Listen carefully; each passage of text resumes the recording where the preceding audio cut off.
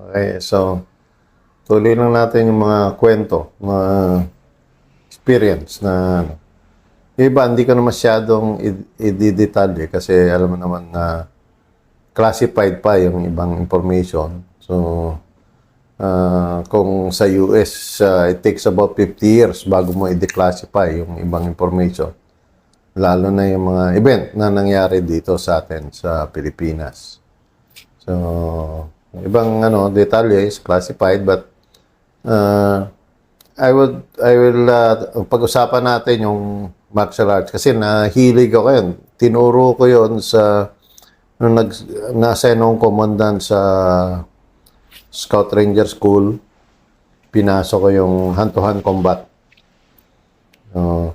May mga kilala ko na nagtuturo ng Filipino martial arts. Merong Krav Maga. Merong nagtuturo sa mixed martial arts. Pinag-aralan namin ano yung mga pwede. And then yun din yung naging commandant's paper ko nang nag-schooling ako ng GSC, yung hand-to-hand combat training for Scout Ranger students. So, yun yung present ko with actual demonstration. Kaya siguro tumaas yung grade ko sa GSC. So, ngayon, nung nakita ko yung importansya ng martial arts o hand-to-hand combat, ano ba importansya niya? So, may instructor na nagtanong sa akin nun, why is this your commandant paper? So, ang sagot ko, ay natutunan ko rin sa kanya, sa ACE namin nun, yung instructor, is, an example is may kotse ka, may sakyan ka, yung limit ng speed limit ng sakyan mo, kaya niyan 200 kilometers per hour. Diba? Pero pinapaandar mo yung kotse mo dahil sa traffic regulation, 100 kilometers lang yung maximum sa highway. Pero pag kailangan mo ng 200 kilometers per hour, kaya ng kotse mo kasi nandun siya built-in. Ganon din yung hand-to-hand combat, yung martial arts. Sabi mo, may baril kami, may hindi kailangan. Pero paano pag dumating kailangan mo, wala kang skill na gano'n, wala kang natutunan. So, wala kang hugutin. Hindi mo magamit. So, wala kang gagamitin na skill. Kasi wala nga, hindi ka nag-training. So, in-incorporate ko yun sa Scout Ranger training. And, inano ko rin sa ibang, sa Special Operations Unit na may turo. So, one experience na nakita ko is yung nakasama ko yung Medal of Valor, Colonel General Noel Juan. Colonel pa kami ng pareho. Battalion Commander ako sa 2nd SRB. Siya, Battalion Commander ng 1st SRB. Pero nung pumunta siya doon sa area ko sa Mindanao, kasi mayroon siyang target. May target siya na high ranking na Abu Sayyaf. Kaya lang, it was more of a parang intelligence operation na hindi pwedeng uniformado, hindi pwedeng armado na mako-compromise yung mission kung magdadala kayo ng baril na mahaba o magdala kayo ng baril maiksi. So, ang ginawa ko noon during that mission, dala ako ng kitchen knife. Kitchen knife, sir. Kitchen knife, wala akong baril eh. So, practice ako ng bago kami lumakad, practice kami ng knife fighting, paano gamitin yung kutsilyo na kitchen knife. No, nagdala ko ng 2 kasi baka mabali manipis yung Ilan kayong papasok lang, sir? Kayo ni Sir Noel, Sir General Juan. Mga 7 kami. 7. 7, 2 kernel, sir, tapos 5 tropa. Tibay. Lakas yung loob nun eh. Sabi ko, sir, parang ranggo natin, parang tayong hinderan na to kasi 2 kaming lieutenant colonel eh. So, equivalent. So, buti na lang, walang negative na nangyari. Maganda yung resulta, pero hindi ko may release. Pero, maganda yung resulta. Pero, yun yung nagamit ko yung hand-to-hand combat training na pinaano ko noon, pinapa-propagate ko noon, pinapakalat ko noon sa Ranger training. Ano ba, kasi magkaibang tapang kasi yung laban gera bala, sir, tsaka laban na parang, ano ka, sir, wala kang baril eh. Di ba, Oo, sir? iba Tayo, talaga, iba. Oo, pero yung anong kaibahan nun, sir? kasi yung weapon, kung may baril ka, may kumpiyansa ka eh. Oo, Hindi, sir. hindi ka malapitan eh. Maputok man mo na yan eh. Magamit mo na yung baril eh. Pero yung dikitan eh. So, yung pang ngayon, mga special operations, kung meron kayong arestuhin o may kukunin kayo na yung backup na lang yung kutsilyo. Pero usually, suntukan talaga eh. Minsan suntukan eh. Yun yung... And marami-rami rin tayo experience sa Rangers. Si Sir Ped, sir, di ba, pagsuntukan na, lingga. Suntukan yun, judo. Judo. Oh. Isang nag-example ko yan, si General Pahe noon. Yung sa libro mo. Kaya inano ko rin yun, yung hand-to-hand combat dahil yung experience nga ni General Pahe. Ang hindi lang ako naniniwala doon sa libro mo, kasi yung drawing doon ni General Pahe, matangkad, tsaka makapal yung buhok. So, 90. yun lang, yung drawing lang doon. Yun yung pero totoo yun, yung nangyari na yun, yung General Pahe. So, yun yung importansya ng Buti na lang kami, tayo sa academy, meron tayong training ng combative, boxing, judo. Pero yung karamihan ng mga sundalo natin, walang background. So, minsan, kahit magpatrolya ka lang, maagawan ka ng baril o mahawakan yung baril mo, hindi mo na alam kung anong gagawin ng sundalo eh. So, yung appropriate response doon, yung bagay na response, hindi mo nang barilin kagad, di ba? Yeah, sir. Pwede mo tadyakan na hindi ka maagawan ng baril or kung may baril siya, madisarmahan mo. So, yan yung importansya ng, yun yung experience ko sa, Hand-to-hand, sir. hand-to-hand combat. So, maganda yung experience na yun. Kaya kita ko importansya. And aside from that, sir, meron din kayo isang matinding encounter, sir, sa sir, di ba? Sa Sulunong Batcom kayo? Yung matindi-tindi rin, sir, na ilang oras din? Yun nga. Sa hulo, siguro mga 3 nakasama ako. As battalion commander. Sir, paki-explain nyo nga na bakit kasi kuminsan may misconception na bakit daw may kernel, kasama daw ba yung kernel sa operation? Pwede bang i-ano lang, sir? Kasi yung operation sa Sulu, numbering, hindi lang naman unti yung kalaban doon, maramihan eh. So, Sulu, Basilan, and yung areas na may mga MILF, MNLF, Busep. Pagka yan yung halos lahat kasi ron merong armas. So when ang report sa'yo 30 Busep, pero dadami yan. So halos lahat sasama doon sa yung tinatawag na pintakasi. So kung magpadala ka ng isang kumpanya, kawawa yun. Kakainin nyo ng buhay yung kumpanya. So ang nagiging operation ngayon doon is 2 companies minimum or 3 companies buo. So pagka 2 kumpanya na, merong command and control doon, yung battalion commander. Kaya nila ko nun. Sama ka ngayon doon. Hindi yung pwedeng maiwan ka lang sa command post. Hindi, kasama ka. Yung command post, kasama doon sa tropa. So, minsan, merong mga joint operations tayong kinandak noon with merong terrorist, yung Shanghai ranking na Busep leader. So, nag-operate yung PIP company. Under ni Captain Dayata noon, si Rick. Eric, sir. Pero sabi ko, hiniram ng nung Joint Task Force Hulo. Kaya isang kumpanya lang daw, may kasama silang Special Forces na isang team. Nilocate nila, operate. Sabi ko, hindi pwede yan na ganyan. So, ang ginawa ko, 2 lang yung kumpanya ko noon dahil yung isang kumpanya nag-retraining sa Bulacan. So, dinala ko yung 6 company kay Boysen na Colonel Gawiden. Oh, sir. Sinundan namin. Lahat ng lakad ng isang kumpanya, susundan ko yan. Sundan ko. Kasi kahit medyo malayo ko, kasi baka para hindi sila makompromise, susundan ko. Kasi kung may mangyari, immediately nandun ako, makaprovide ako ng kahit mortar support. And then, yung isang kumpanya, may pasok ko ron. So, magplano ako noon, pagka mayroong operation, kahit isang i-require ng division o ng joint task force na isang kumpanya lang, ang gagawin ko is susundan ko yon, dala ko ng isang kumpanya para kung may mangyari, sabi ko, susunod kami, sama-sama na tayo doon. Kung anong mangyari man, sama-sama tayo dyan.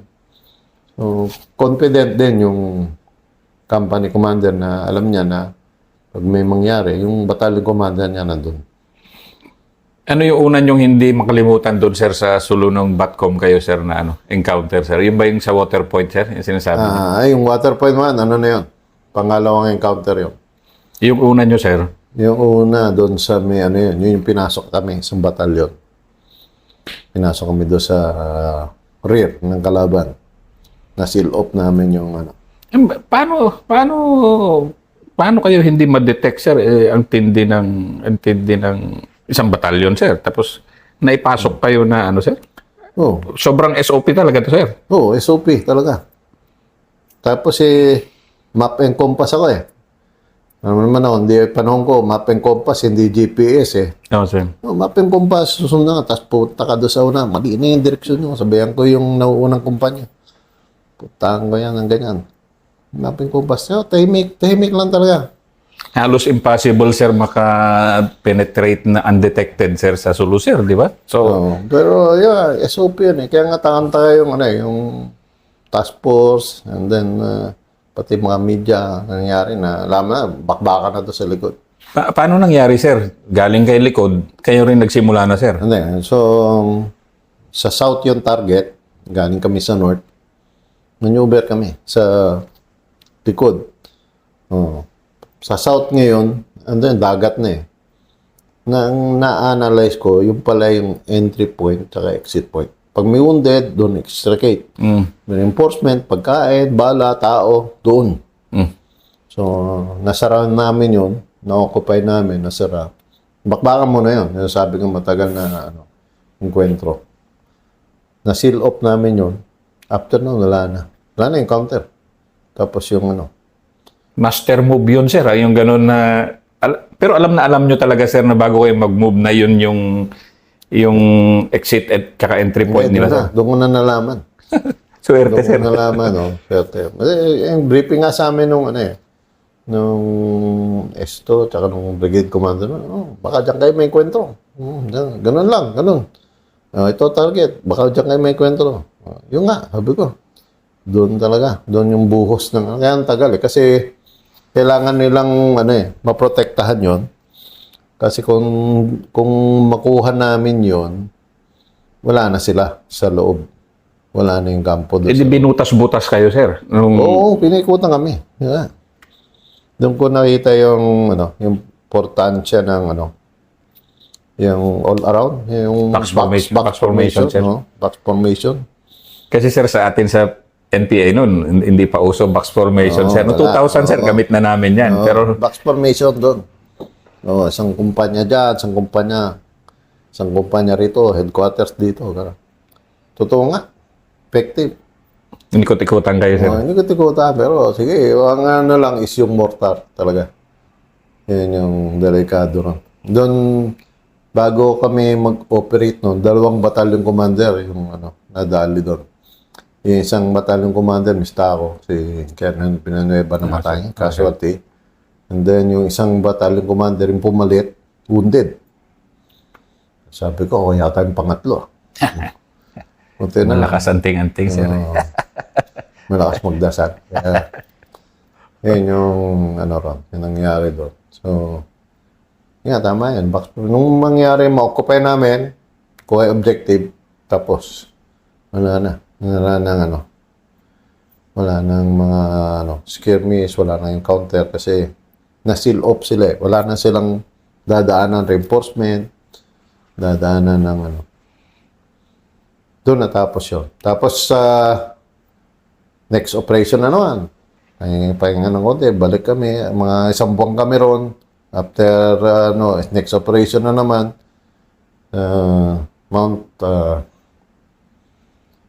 ano ba yung yung bundok sa Tumatangis, sir. tumatangis. Yun, ito naman. The classic. Oo. yung mga Kailangan may checklist yun, sir. yung same encounter site, nakita mo history, yung yung S2 doon, historical intelligence yung kanya. Kasi paulit-ulit kasi yung enkwentro noon, 70s hanggang ngayon, doon pa rin. Doon pa rin, sir. Oo. Water point, enkwentro kami doon. Water point. Parang nakwento na siyang isang tropa niyo yun, sir. Water point, nag-iigib. Sige, sir. Kayo magkwento, sir. Kami nakauna doon, mag-iigib Inokupay namin. Doon din pala mag-iigib din yung yung abusya. Pero unti lang, sandali lang yan Pero babakbaka na. Kita ko yung mga private. Andun pa rin nakapila. Dalang yung galon. Nag-iigib ng tubig. Walang pakialam nakatayo na diretso mga private. Sabi ko, anong ginagawa nyo rito? Mas takot yung mga private natin sa Ranger kaysa sa kalaban. Mas takot sila sa team leader. Mamalasin sila sa team leader, pero sa bala at sa kalaban, di sila takot. Sabi ko, nakaigip nakatayo pa rin, naka-attention pa bagong private May dala-dalang gano'n. Sabi ko, balik kayo sa team nyo. So, may na kayo magigib. Ayun yung nakita ko na encounter na yan. Kaya ganito yan. Pero yung tapang-tapang nyo dito, sir, sa company commander kayo na assault sa mga regional headquarters ng NPA, doon, sir, sa Sulu, medyo mas kalmado na, sir. Mas relax na. Mas, nag-iisip na ako noon. Nag-iisip na, sir. Nag-iisip na ako noon. Hindi na lang tapang. Kasi una, 3 kumpanya yung dala mo. Oo, sir. Tapos pangalawa, iba rin yung kalaban doon Iba yung tapang din ng kalaban doon. Tsaka ang dami rin ng bala. Baka pareho lang kayong maraming bala, mas marami rin silang bala. Tsaka kanila yung terrain alam nila yung terrain. Kaya maganda yung prepared ka. Tapos yung decision mo, yung plano mo. Hindi lang yung tapang, pero pinag-iisipan din. Oo, sir. Maganda rin discutter. Nagkataon lang na yung mga operation namin doon, tumama yung intelligence, tumama rin yung discarte namin. Kasi, sir, talaga ang tindi rin ng Sulu sa casualties sa atin kung hindi tumama yung diskarte ng commander, sir Wawa yung tropa. Yung nga sabi ko naka-box na kami, na-wounded pa isang tropa, tinamaan sa hita. Tapos may tinamaan na siguro malaking ugat o artery. Namatay sa yung loss of blood. During that time, wala pa tayong first aid kit na maayos, wala pa yung blood clot. Kaya simula nag-issue ng pang blood clot. Kasi loss of blood Hindi naman Hindi sana mamatay yun. Kasi in-evacuate namin sa casualty collection point. 3 sila na wounded 3 sila wounded. Pero siya lang yung namatay. Pero yun hindi ko nakalimutan yun. Yeah. Kasi, sir, parang, di ba, sir, kayo na mag-CGPA kayo, ano yung lalim na pinaguhugutan nyo bilang Commanding General Philippine Army policy making anong lalim na pinaguhugutan nyo, sir, galing doon sa mga combat experiences nyo, sir, dito sa Southern Tagalog, Samar, Sulu. Gaano kalalim yun, sir? At ano yung naging effect doon sa decision making nyo sa procurement ng... Ang dami yung pinaprocure, sir, ng CGPA kayo. Ko yung, aside from yung equipment, yung training, yung doctrine, yung support, combat support. Yung importansya ng artillery. Ang laking bagay din yun sa Sulu. Artillery. So, hindi lang yan. Hindi lang equipment, training, pati yung sa doctrine, yung kind of people na commander na ilalagay mo ron. May mga commander na nilipat ko. Kasi minsan nung nagpunta ako doon sa Sulu, CGPA na ako, hindi man nila ako mabola kasi alam ko yung ron Alam ko yung away doon. Alam ko yung tamang diskarte ron. Alam ko yung So, siguro may mga nag-iba na yung sitwasyon nandun pa ako na battalion commander, tsaka nung CGPA ako, pero halos ganun pa rin yung tamang diskarte, tamang commander. So, yun yung isang na ko ron is, mukhang hindi pwede yung commander na to. So, inausap ko yung pinaka head nung task force pa nun eh. And then, yung naging, aside from procurement ng mga equipment training, inuna namin na yung magkaroon ng permanent division. So kayo pala nagsimula doon sa 11 ID natin. Kaya naging 11 ID yun. Mm. Inuna namin na maging permanent yung division doon. Kasi nangyari nga, so yung tao, makukuha mo, tapos iiwan mo, sabi nga, wag na tayo sumuporta sa sundalo kasi aalis din yan, mga yan. O, di ba? Ganun ang gawa nun eh. Nung mga 80s, may army ron, tinanggal, binigay sa Marines. So, ina-develop na trust tsaka kumpiyansa ng mga tao sa sundalo. Binawasan mo, tinanggal mo yung mga unit doon. So, unti lang yung naiwan doon. So, solusyon doon para matigil yung yung threat, makuha mo yung mga tao. Kasi hindi ka mananalo talaga sa gera kung yung tao hindi mo makukuha. So, makuha mo yung suporta ng local government unit, ng probinsya, suporta ng mga tao, kung mayroong permanenteng unit doon. So, alam ko yun, yung pagpatakbo ng probinsya, alam ko yung pagpatakbo ng isang munisipalidad, alam ko yung importansya ng pagtutulungan ng police, military, local government, at ibang ahensya. Sa Sulu nyo, exposed na kayo dati, sir, sa Southern Luzon. Pero yung Sulu, sir, talagang ano yung mga solid na natutunan nyo about governance? Realize ko na lang, wala na akong bigyan na specific, na ang isang probinsya, isang munisipyo, barangay, kung ang leader hindi maayos ang pagpatakbo, walang vision na hanggang dito na lang kami. Dapat isang leader ka, may vision ka eh. So kung ang probinsya mo is fourth class municipality, dapat may vision ka, mayroon kang direksyon na magiging first class municipality tayo. Magkaroon ng peace and order, magkaroon tayo ng ekonomiya, no? Maraming source of income doon aside from yung farming, yung copras, yung mga fruits. And then meron sila yung seaweeds. Merong industriya na maraming naghahanap ng ganon. Sa Israel, naghahanap sila ng ganon eh. Ng maging partner nila o supplier ng seaweeds o sea products. So kung as a leader dapat meron kang ganong vision. So hindi ka dapat may kontento na ganito na yung probinsya ko na Hindi, dapat iangat mo yung probinsya mo. Yung pag nandun ka na andun nakita ng tao na yung gusto mo maangat yung probinsya o yung lugar mo, ma-inspire, maingganyo yung tao, at yung lugar, lahat ng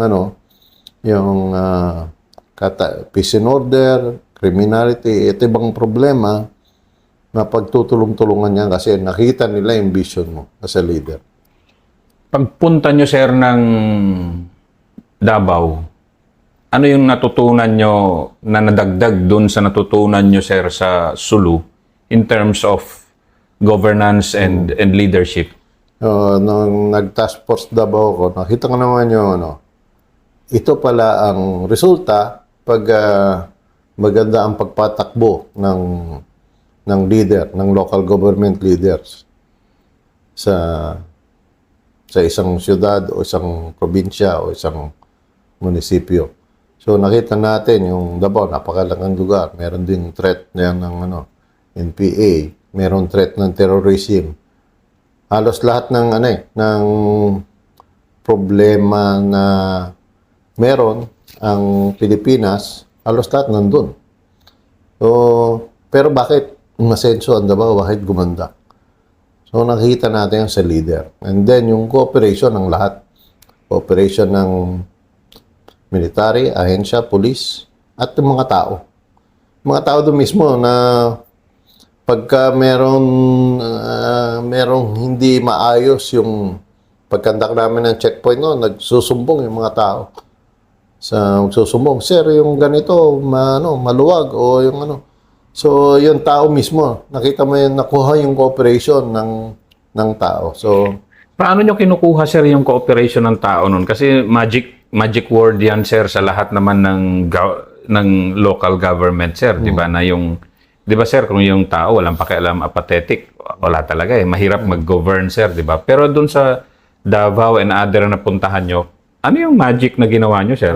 hindi naman actually magic. May oportunidad na meron kaming may engagement kami na pagkakataon na makaharap mo sila, makasama sila. Katulad no, na merong bagyo, yung may surge doon eh. May coastline, tabi ng dagat yon, tapos may isang barangay doon. In-evacuate namin lahat yon. Evacuate namin kasi abutin sila ng alon ng lakas. Evacuate. So nakita yung sinseridad ng mga tao na kahit yung mga mga may hirap na tao na yung bahay Still houses, sir. Pinuntahan talaga namin yun. Inisa-isa namin yung mga bahay. For the sir, ilan yung manpower ng Task Force Davao, sir? Kasi ang laki nyo, sir, di ba? Oo. Parang probinsya talaga yung hawak Yan mo. nung time na yun, kulang-kulang 100 yung sundalo. Tapos yung CAPGO, yung Special CAPGO, yung active auxiliary ng mga CAPGO, siguro mga 200. So halos 300, kulang-kulang 300. Bantayan mo yung isang syudad na napakalaki. Napakalaki. Oo. Ang doon is napapagod yung mga sundalo natin. Kaya kailangan presence mo, tutukan. Tiyagaan mo talaga. Kaya bisitahin mo yung checkpoint. Lahat ng engagement, puntahan mo. Yung pakiharap mo sa tao, sa media. Lahat yan. Maraming yung iba-ibang sektor. Then magkaroon ka from United, meron doon United Muslim group. Merong yung mga indigenous people din na grupo. Lahat yun, in-engage ko, kinibigan ko yung mga yun. Kasi sila magpo-provide ng trabaho eh. Sabi ko kung sila magpo-provide pala ng impormasyon sa'yo, kung merong terror threat o wala. Sabi ko, pag merong nangyari dito, hindi pupunta ang terorista dito kung walang dadapuan o walang contact sa inyo. Sabi ko, meron niyang contact sa inyo. Kaya mangyayari dyan, pag pumunta yung terorista dito, may mangyari, damay kayo, sira pag-aaral na anak nyo. Pati kayo, madadamay dyan kasi kinupkop niya yung isang terorista. So, sabi ko, kapati kabuhayan nyo, madadamay. Masisira kasi pinabayaan nyo yung pumasok yung terorista o sinalo niya. Kaya gano'n yung engagement ko sa kanila. Kaya salamat ako, nung time ko, walang nangyari. Paano nyo ginamit, sir, yung sincerity and strong sense of service nyo pag-shift nyo from a warrior battalion commander to ano kayo doon, sir Hindi lang naman administrator, pero ano kayo doon Sa mga hindi pa kasi nakapunta ng Davao and ano yung role ng Task Force Davao, iba yung sense of security and peace na makita mo may Task Force Davao doon, sir So paano nyo ginamit, sir, yung sincerity at saka yung sir, yung strong sense of service? Oo nga, ang masabi ko, iba kasi yung training natin sa Ranger. Combat. Ito, meron ka ng media engagement, meron kang business forum engagement na wala sa training natin as a Ranger. No, wala sa training natin puro combat tayo So, naka-adjust ako. Buti na lang, very supportive din yung mga tao. May mga kaibigan tayo doon na very supportive sa Task Force Davao. Tapos yung mga tao talaga na nakita nila yung importansya ng Task Force Davao. So, yung mga nakasama ko ron ng mga tao, nakita nila yung sinseridad, yung sipag, yung tiyaga. Kasi halos lahat, makita ko pag may engagement, nandun ako. Kahit magja-jogging ako, pupunta ako doon sa City Hall, sa mataong lugar para ma-check ko na safe yung presence. Makita nila may presence ng sundalo. May mga ginawa pa kami na ikutin namin yung Davao na halos gabi-gabi para may surprise checkpoint for against terrorism. Tingin service. So, makita nila na, okay yung presensya ng sundalo, kaibigan natin to, susuporta natin to.